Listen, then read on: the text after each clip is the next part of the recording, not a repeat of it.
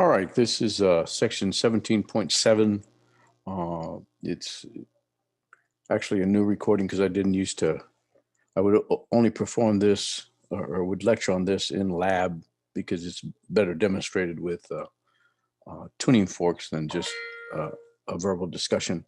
And I'm going to post a little video at the end of this that allows you to see the uh, the beats.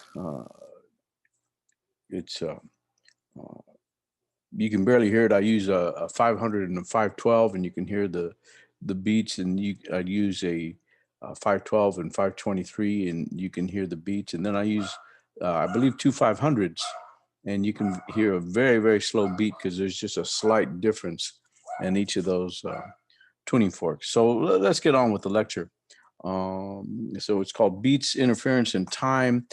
Beating is the periodic variation in amplitude at a given point due to the superposition of two waves having slightly different frequencies. So, I mean, if they're very far apart, if it's like a 440 and 512, you probably won't hear those beats. But if they're very close, you notice that it says slightly different. So 500 and 512, 512 and 523, and the variation of the two 500s, that you can hear those beats, and you sometimes hear it. Um, I've had this happen to me, where I pull up to a stoplight next to a car, and our engines are just going at the same RPM, but just slightly, and you'll actually hear a beat. Boom, boom, boom. You'll hear a beat from the two different RPMs of your side-by-side engines. It doesn't happen often, but it does happen. Here you have two waves. And if you recall, oh, let me get to the my notes where I have the equation. I believe it's the equation 1613. They're taking equation 1613 from back then. It was y x of t is equal to a sine kx minus omega t plus phi. Well, here they're uh, doing it at x equals 0, so the kx drops out, and they're using for the phase angle, they're using pi over 2. Y1 equal a sine pi over 2 minus omega 1 t it's the same as a cosine omega 1 t.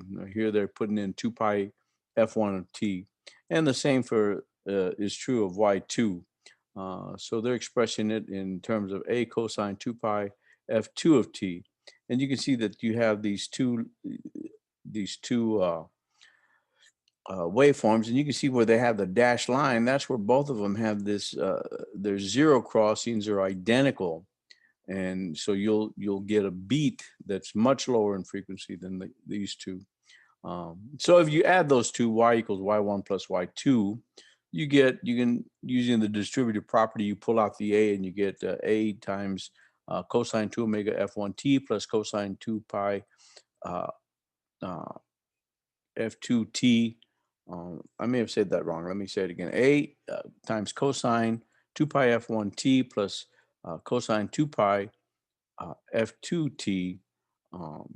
And we've got that same equation up here. Now we're going to use an identity where cosine A plus cosine B equals 2 cosine A minus B over 2 times cosine A plus B over 2. So if we use that identity, we get y equals 2a cosine 2 pi f1 minus f2 over 2t times cosine of 2 pi f1 plus f2 divided by 2 times t. So the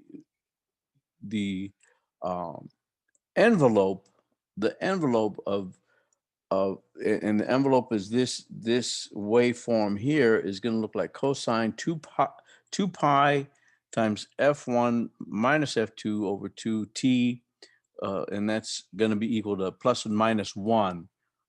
Cosine can only go between plus and minus 1. So the beat frequency is the absolute value of f1 minus f2. So we went through all of that, And the bottom line is the beat frequency is the absolute value of the difference between the two frequencies. And I think that does it for this section. I'm going to follow this up. This is only if you're on Canvas. If you're just watching my YouTube channel, then you'll have to search for beats, or I may put in the I might put in the link in the notes that you can link to the follow-on video that shows you the beats for the that's in the lab. All right.